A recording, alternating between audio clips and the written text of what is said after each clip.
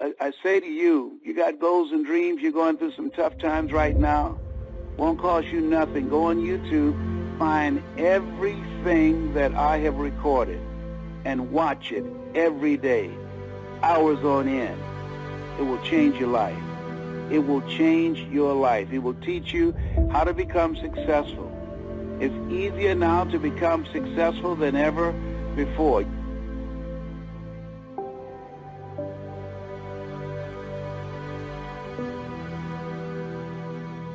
I want everybody to think about some goals and dreams that you'd like to achieve. You represent a small number. It's a small number of people that would take the time to carve out some time to hear something that can help them to live their dreams, to become a better person, to make a difference in their community, to be able to stretch themselves and to challenge themselves. Listen to me. Listen to me. You can design a life that you can be proud of, where you're making money doing what you love to do, earning the kind of money that you deserve.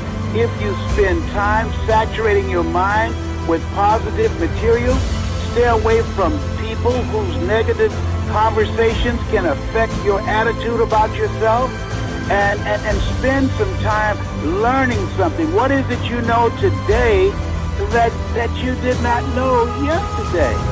So this is a time that you want to, one, put things in your mind that will expand your mind, that will increase your belief in yourself, that will give you mental resiliency. And two, you want to secure your own future. You got to create yourself. You got to create your own job. You got to look at yourself and say, what is it I want to do? What talents, abilities that I have, and if you don't have any, go to the library, go or Google something.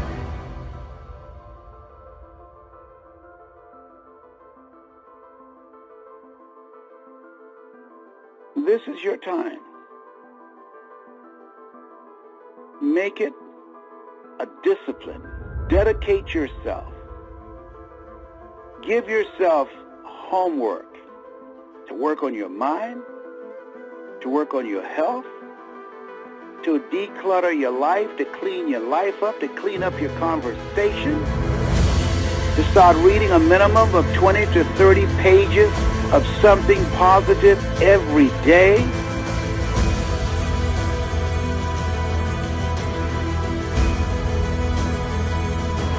So you're choosing to do something positive. You're choosing to expose your mind to something that can stretch your mind and enhance your mind. At this stage of my life, and I look at people who I knew had great potential. I knew they were intelligent. Saw a guy that spent many years in jail. He was smart. I used to copy off his paper. Had it not been for him, I wouldn't have gotten out of school. I copied off his paper. But he was dumb. He hung around losers. He was dumb. He always found himself with the wrong people in the wrong place at the wrong time. And there are a lot of people doing that right now. Start being selective of who you give your time to. Ask the question, what value is this person bringing to me? Am I growing mentally, emotionally, spiritually, intellectually? Most people are spectators. They spend the majority of their time watching entertainment, sporting events, television. That's what the majority of people do. The majority of people spend their time and their money on things that provide for them relief from their life, stress. They look for distractions. A friend of mine, Mike Sims, he did something for a year, and he said it changed his life. Because he earned his first million at 26. And I said, well, how did you change your life? He said, man, for 1 year, I never turned on television. And I said, you didn't watch television? He says, no. I didn't watch the news.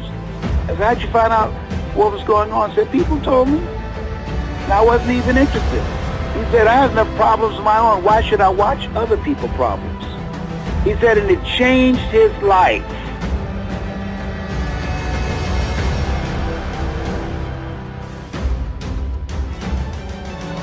But who have imprisoned themselves by surrounding themselves with do-nothing, energy-draining people. If you have a positive mindset, if you're looking for ways to improve yourself, and if you stay away from negative, energy-draining people who have no goals and no dreams, I believe, each one of you listening to me right now, listen to me, that there's something in you that attracted you to my voice. And that something in you, I call that your higher consciousness. There's a presence in you, that inner man, that inner woman, that knows that you can do more, that you can have more, that you can achieve more.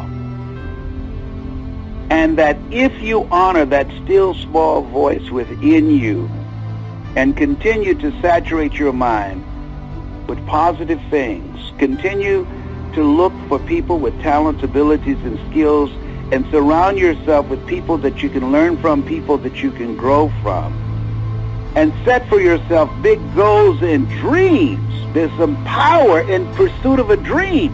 When you are pursuing a dream, you develop confidence, you develop skills, you develop new relationships, you develop resources. And as we learn, as we grow and expand, you discover things you can do that you don't even realize right now. Most people fail in life not because they aim too high and miss. Most people fail in life because they aim too low and hit. I did that for many years. I didn't think I can do what I'm doing.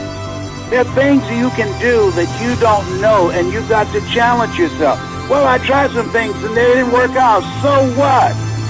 You will fail your way to success. Walter P. Chrysler failed in the automobile industry 42 times, but my God, look what happened to 43. You will fail your way to success.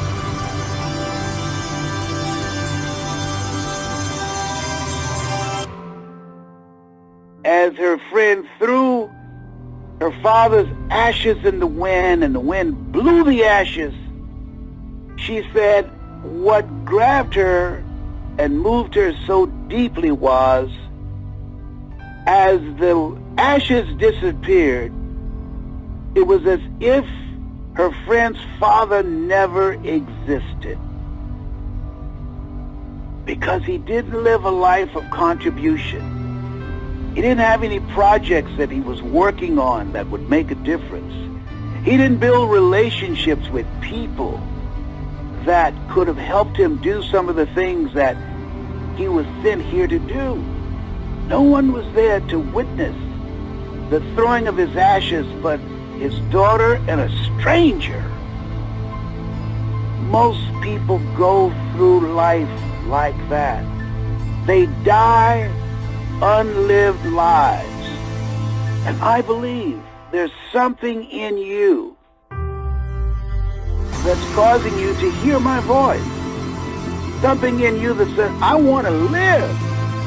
There's one thing to survive, but what it takes to live and what it takes to survive is two different things. Most people in survival mode are caught up in weapons of mass distraction. So, my message to you, and you already know it, fill your head with words that can empower you.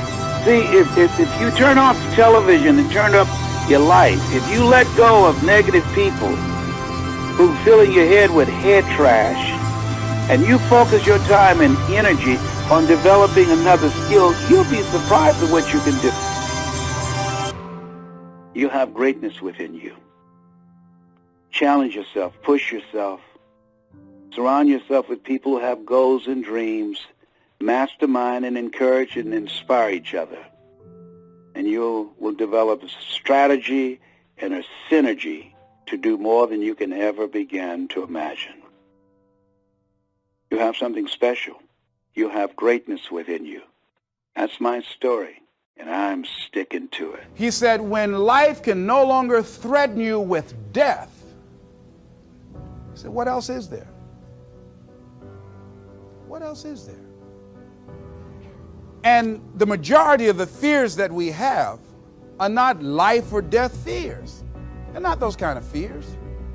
But through our imagination, we blow them out of proportion and we give them more power than they actually have or deserve, and we permit them to govern our lives. We permit them to determine how far we can stretch out on our dreams and discovering our stuff. And as we begin to look at ourselves and begin to, wait a minute, just getting to the point as you assess yourself and begin to prove yourself and just say, wait, hold a minute. I've been sweating this out. What's the worst thing that can happen to me on this? Will it kill me? Will I die? Why am I going through all of these changes over this? How much power does this really have? And am I the one that's feeding the power into it?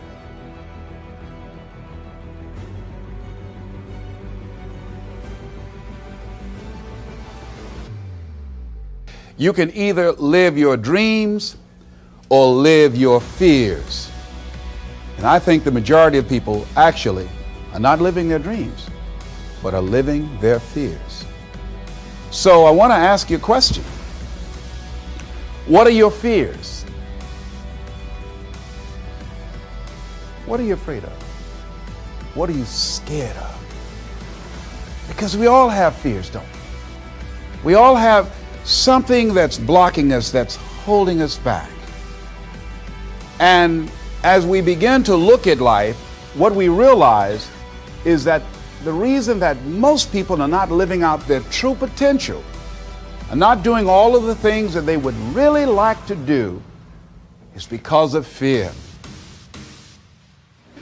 What are the things that you fear that's been keeping you from living your dream? That's been keeping you from doing some things that you would like to do? Just think about those things. And how do we begin to handle that? Abraham Maslow said that the life is about growth. And he said, you can either go back to your comfort zone, and there you won't find any growth, or you must be willing to go forward and face your fears again and again and again. Because you're never going to have a fear-free existence. I mean, some fear is acceptable and legitimate. There are some things that you really should be afraid of. Now, you shouldn't allow it to immobilize you. You acknowledge it, you take it into account, and you carry yourself accordingly. There are times that we should proceed with caution. But it's the difference between being stopped by fear. It's the difference between having a fear and the fear having you. So deciding as you look at your life, as you look into the future and say, what fears am I holding on to? What fears that I'm allowing to imprison me, that's keeping me from breaking out, that's keeping me from living up to my true potential, that's keeping me from really being happy, that's keeping me from having a sense of adventure and excitement in my life? What's keeping me from controlling my destiny? What fears that I'm giving that permission to? Notice what I said, that we must give our permission to fear to immobilize us. Because whatever discomfort you experience, whatever challenges or difficulty that it is, you got to handle it. You got to go up in there and wrestle with it. Will it be easy? No. Will it be challenging? Yes. A friend of mine who's going into recovery. He's been addicted to crack cocaine for years and alcohol. And he was talking about how challenging it was and why he was dreading going into cold turkey. I said, what do you want me to tell you? That it's going to be a picnic? No, it's not. It's going to kick your butt? Yes, it is. Are you going to want to die? Yes, that's a part of it. But that's just what you must go through in order to get where you want to go. And guess what? You are strong enough to do it.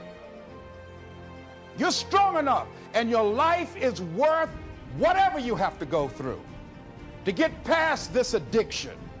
Whatever you have to do. This dream you got, whatever you want to do, will it be easy to just run out there and do it? No. Will it happen overnight? No. Will it be a struggle? Yes. Will there be times when you can't make ends meet? Yes, that's a part of it. Will there be times you won't know what to do? Yes, that's a part of it.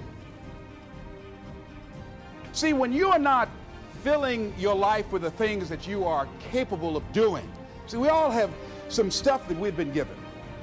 And I don't think that it's optional for us to sit on what we have. See, if you're sitting on what you have, what you've been given, and I think everybody's been given something to bring to the planet, that only you can do that, only you can perform that, only you can initiate that activity. And if you don't do that, if you're not filling in your life with your life work or your mission, then there are gaps in your life. And what we do when we're not living out our true identity, we begin to fill the gaps. We fill the holes with garbage, alcohol, drugs, worry, self-destructive behavior. So when you begin to look at your life and you know that you're not doing what you can do because you have allowed yourself to be held captive by your fears. Now, when you don't have a true appreciation and acceptance for who you are, and you allow yourself to be immobilized by fear, what happens in the process is that you begin to abuse yourself. You begin to sabotage your life, you begin to sabotage your dreams, you begin to unconsciously work against yourself. You become your own worst enemy. So what do you do about that?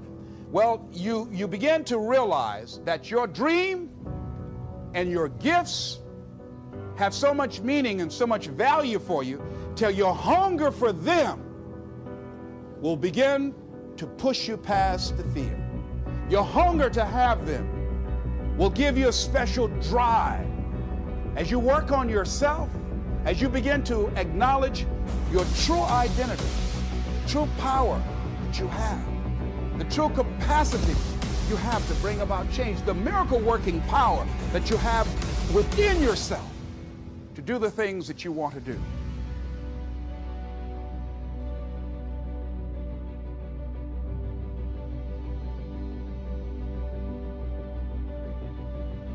But there are some people, because of their personality, because of their contribution, because of the investment of their time and their energy and the impact they have there, that when they go, everybody will miss them. So when Mother Teresa checks out, everybody will know. When Rosa Parks, everybody will know. Nelson Mandela, everybody will know. Why? Because of their contribution. See, but there's some people, because their contribution is so small, no one will care. So I'm saying, before you are boxed and buried, decide that you're going to box and bury your fears. Decide that you're going to begin to live life on a new level, seeking out new horizons, that you're going to find more love and more joy and more ways to give more to life. We go through life really blocking ourselves constantly, and fear is one of the greatest instruments that we could use to stifle our true potential.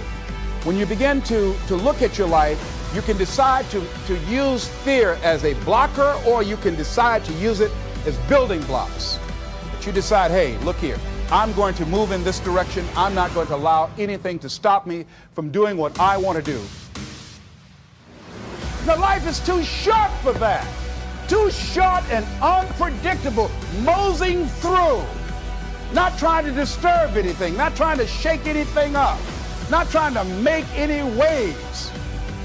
You see, there are some people who come through the universe, and their level of contribution and the level of energy they manifest is so small, so inconspicuous, that when they go, you won't even know they left. Everything a man does for himself, guess what? He takes with him. But everything he does for others, he leaves behind. So when you begin to say, what is it that I want to leave? What contribution that I want to begin to make? What difference do I want to make in life? What is it that I want to do with the rest of the life that I have left? What chances I need to take? What risks do I need to begin to embrace? What fears do I need to step on? What areas of my life am I dead right now? What dreams? You can either live your dreams or live your fears. You have got to get to a point where you say, I'm sick and tired of living like this. There's got to be more. That's when people go out and strike out on their dreams. That's when people get out of relationships where they're dying together rather than growing together.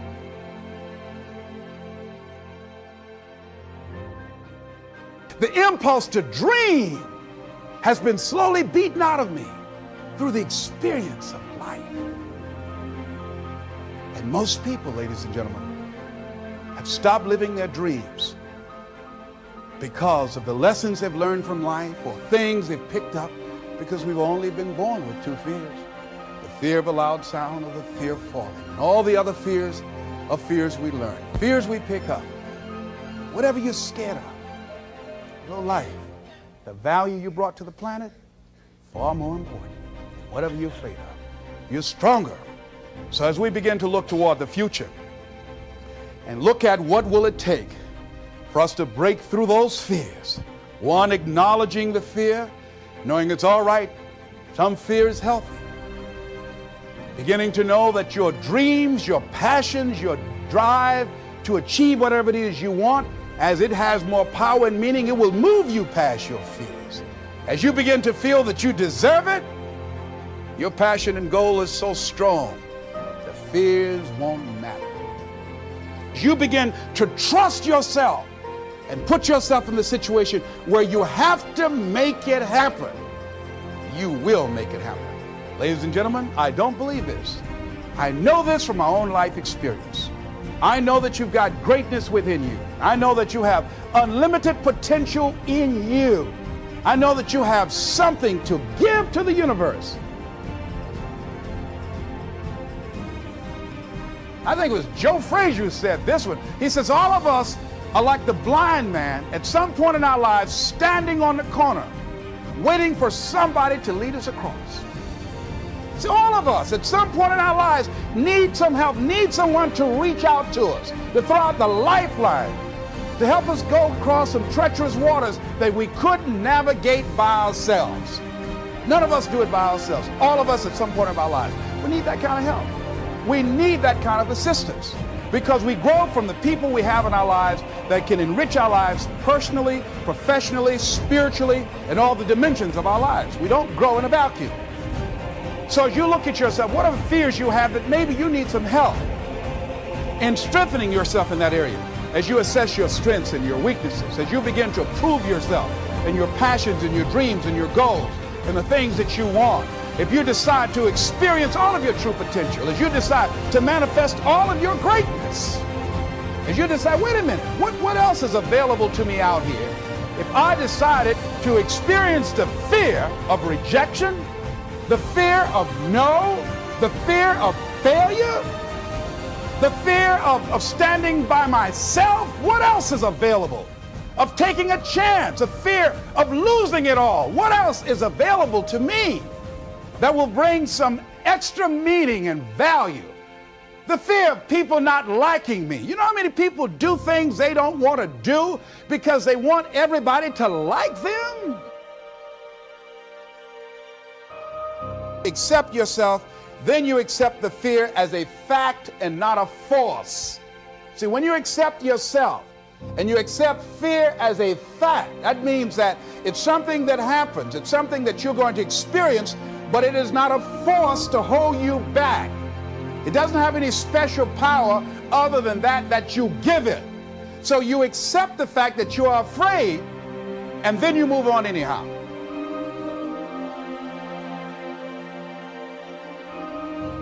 You can have fears, but don't surrender. Don't let your fears have you. You're more than capable of making this your decade.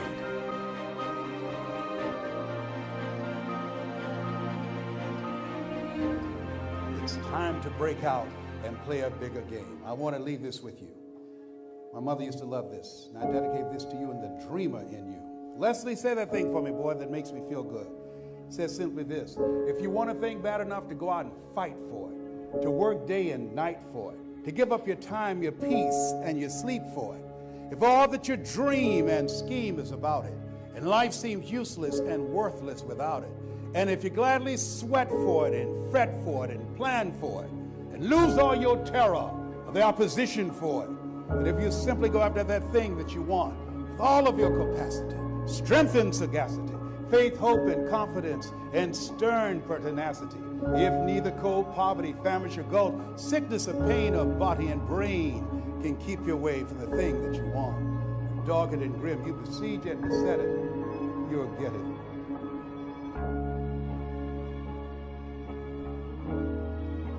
Have somebody in your life, develop a relationship with someone who can see what you can't see. And the reason that most of us can't see our greatness is because you can't see the picture when you're in the frame. You need somebody with you. You need an Angelo Dundee who's in the corner of Muhammad Ali, who said, "I'm the greatest," but every bout that he won a championship, Angelo Dundee was in his corner. Michael Jordan was called one of the greatest basketball players of all time, but he never won a championship until Phil Jackson showed up. There's some people that can pull some stuff out of you that you cannot pull out of yourself. This is why I have lived and what I've learned, and how the way in which you can access your greatness. And what I realize is that information won't do it. Information won't do it.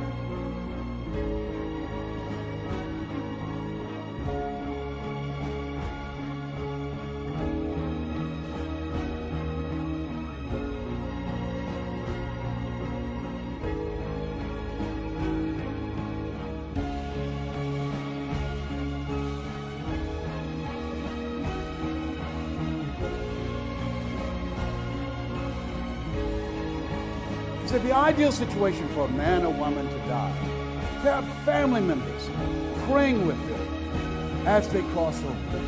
He said, but imagine, if you will, being on your deathbed, standing around your bed, the ghost of the dreams, the ideas, the abilities, the talents given to you by life, but you, for whatever reason, you never pursued those dreams. You never acted on those ideas. You never used those gifts. We never heard your voice. And there they are standing around your bed looking at you with large angry eyes saying, we came to you, and only you could have given us life. But now we must die with you forever. And the question is, if you died today, what dreams, what ideas, what gifts, what talents, what books, what voice, what stories will die with you?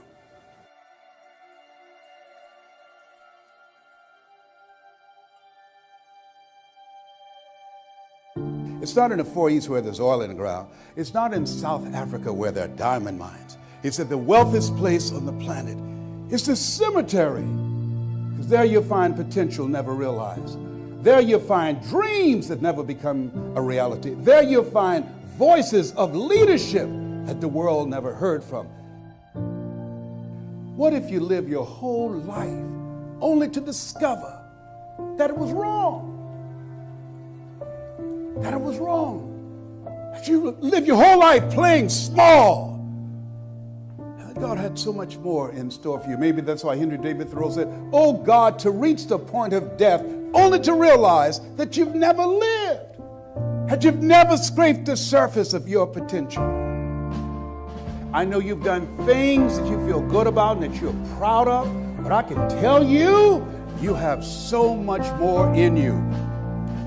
You have so much more in you than you can ever begin to imagine. Look at a man the way that he is, he only becomes worse. but look at him as if he were what he could be, then he becomes what he should be. Who are you? What do you have? And why should I care? Can do better. All of us can have more. All of us can create more and leave a mark.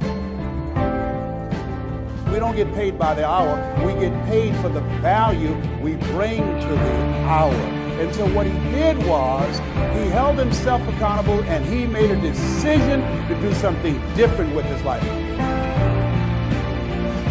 When you're ready to change your life, 99 and a half won't do it. In order to reach your goals and live your dream, you got to make a radical change in who you are. If you do what is easy, that's coming up with excuses, giving yourself a pass. If you do what is easy, your life will be hard.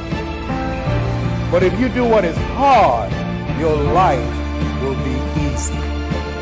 People that are hungry are willing to do the things today others won't do in order to have the things tomorrow others won't have. You're hungry for a new life. There's something in you that says, I want to play a bigger game. There's something in you that says, there's got to be more.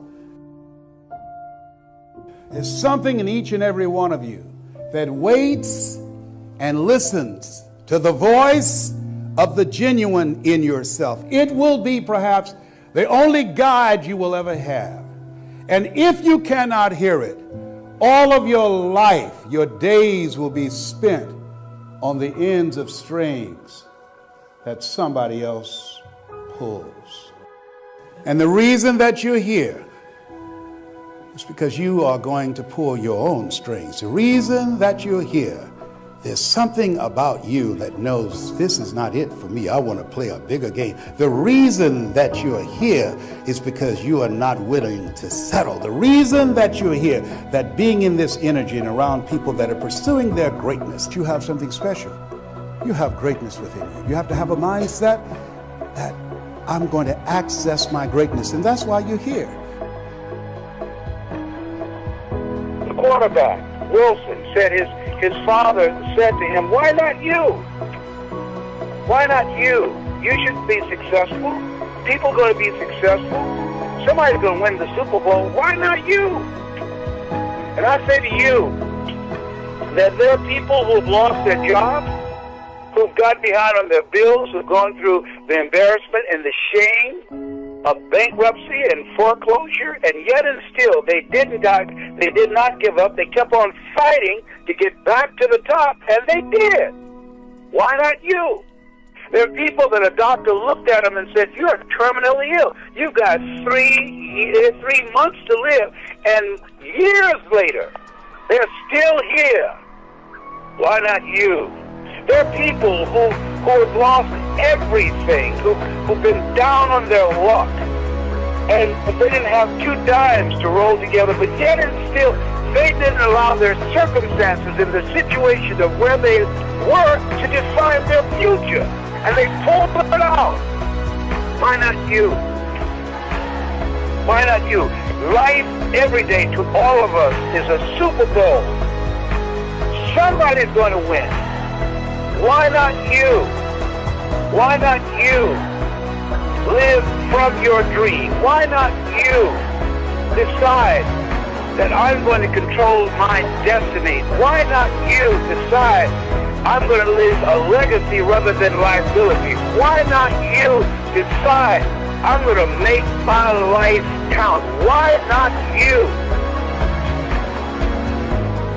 Live each day as if it were your last, because someday it will.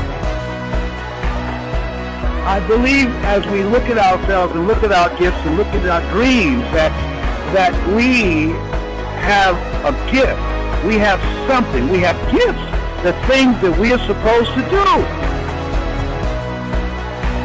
And as we begin to look at ourselves and look into the future, look at where we are right now, that what will your legacy be?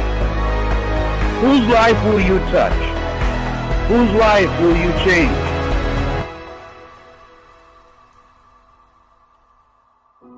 A few can touch the magic string and fame is proud to win them. Alas for those that never sing, but die with their music in them. At last, for those that never sing, but die with their music still in them.